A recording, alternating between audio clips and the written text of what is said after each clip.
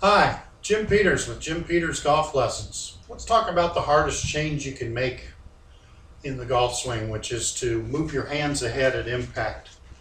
Typically what you'd like to see at impact is if I just turn and push my hands about 2 inches forward, that would be a good impact position. You notice the shaft is leaning towards the target. My lead hand, which is normally your gloved hand, is on my lead thigh. And what I see in lots and lots of golfers is this position. In the lead hand is on the rear thigh. The club has found its way to the ball. The shaft is leaning forward, or backwards basically.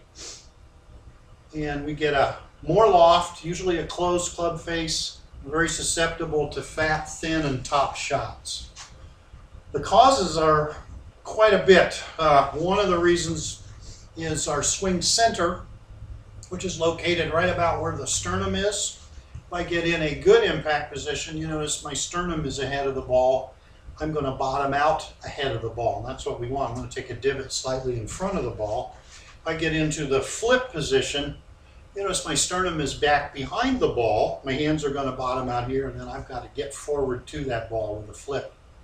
So where I put my swing center has a lot to do with that. The other part is holding on to what's called the lag, or the big L, as long as you possibly can coming down, so that you don't cast the club or release early like this. What causes that is usually our right hand. I've got this L right here in the right elbow. I have a bend in my right wrist. I can release the club just by undoing my right wrist. I've seen that. If I undo my elbow, usually my wrist goes too. But again, all of those make the club get released prematurely. If I see people, they swing and the elbow is quite a ways from the torso. There's a lot of gap here, so that club starts to go.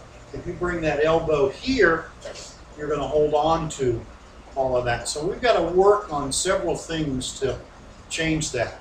This is a very difficult change because it's a high-speed swing habit, and so it's going to be the toughest to change. You have to be ready to do slow motion drills, work on things very gradually, and you've got to take time, which means you're going to have to be patient to put those changes in. It's very much like a musical piece. We're going to isolate a section of the music that we can't play. We're going to pull it out. You're going to do it in slow motion until you can get the piece right, and then you're going to gradually speed it up, and we're going to put it back in and try to integrate it with the rest of the musical piece. The golf swing has to be learned a very similar way. So this is the beginning of a series of drills and techniques where we're going to move our hands from behind our zipper to in front of our zipper at impact. Sorry for a little bit of length here, but it's a good introduction to what we're going to do.